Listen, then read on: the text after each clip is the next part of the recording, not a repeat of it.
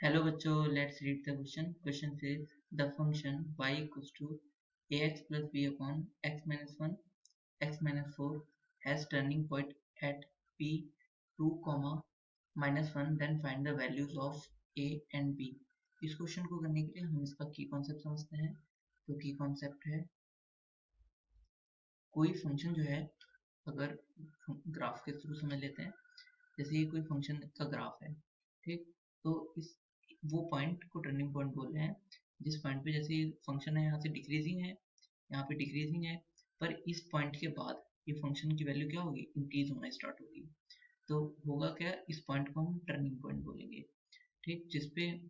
जिसके बाद या हम दूसरे लफ्ज में बोलें कि एफ डैश एक्स, यहाँ पे जो स्लोप की वैल्यू होगी वो पैरेलल हो जाएगी एक्स एक्सिस के. तो एफ डैश एक्स मतलब क्या हो जाएगा, वहाँ पे जीरो हो जाएगा. तो वो पॉइंट जिसपे एफ डैश एक्स जीरो होगा टर्निंग पॉइंट से. अब नाउ हमें इस क्वेश्चन में F dash X to zero given है कि उस पॉइंट पे 2 माइनस 1 पे. तो यहाँ पर जो फंक्शन है वो y है. तो y इक्वल टू क्या है, ax plus b upon x minus 1 x minus 4 की मल्टीप्लाई कर लेते हैं. तो ये हो जाएगा x स्क्वायर माइनस 1 माइनस 5 हो जाएगा. तो माइनस 5x और माइनस 1 इंटू माइनस 4 प्लस 4 हो जाएगा. नाउ इसका डेरिवेट कर लेते हैं. तो dy over dx equal to क्या हो जाएगा, यहाँ पर हम पहले नीचे वाले को ऐसे लिखते हैं और ऊपर वाले का डेरिवेटिव. तो b का डेरिवेटिव तो जीरो हो जाएगा, ax में a ऐसी x का 1 हो जाएगा. तो माइनस, अब ax प्लस b ऐसी. अब हम करते हैं नीचे वाले का डेरिवेटिव. तो 2x नीचे वाले का x स्क्वायर का क्या हो जाएगा 2x और माइनस 5x का माइनस 5 एंड 4 का 0. तो ये हो गया upon x square minus 5x plus 4 का होल स्क्वायर. अब हमें टर्निंग पॉइंट क्या दे रखा है, x इक्वल टू 2 पे इसकी वैल्यू 0 हो जाएगी. तो at x equal to 2 dy over dx equal to 0 हो जाएगा. क्यों, क्योंकि x 2 और y माइनस 1 पे इसकी वैल्यू 0 होगी. तो अभी तो फिलहाल इसमें सिर्फ x है, तो हम यहाँ पर x की वैल्यू 2 पुट करते हैं.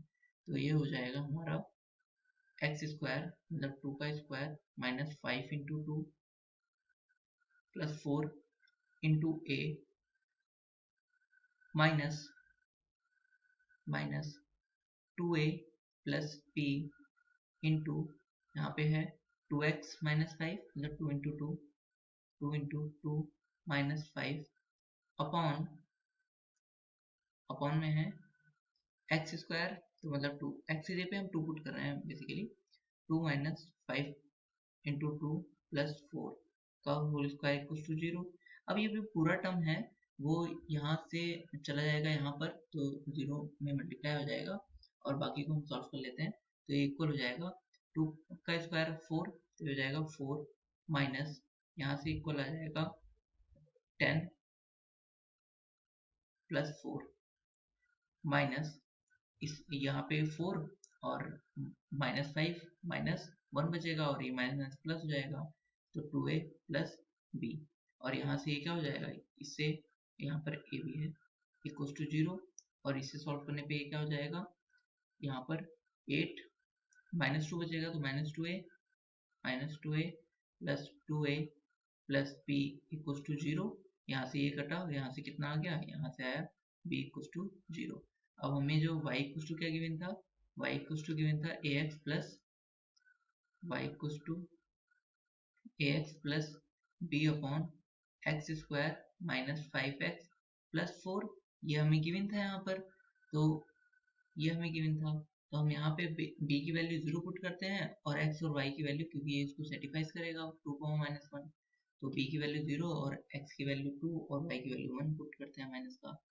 तो minus 1 equal to 2a plus 0 upon 2 का स्क्वायर माइनस 5 इंटू 2 प्लस 4 और ये माइनस 1 इक्वल टू क्या हो जाएगा 2a अपॉन यहाँ से आ जाएगा क्या 4 माइनस 10 प्लस 4 माइनस 2 और यहाँ से क्रॉस मल्टीप्लिकेशन कर लेते हैं. तो 2a इक्वल टू कितना हो जाएगा 2 हो जाएगा और a इक्वल टू 2 अपॉन 2 मतलब 1 आ जाएगा. तो यहाँ से b इक्वल टू 0 और a इक्वल टू 1 आ गया, तो हमें a और b की वैल्यू निकालनी थी. So final answer is b equals to 0, a equals to 1. Hope you understood it well. Best of luck. Thank you.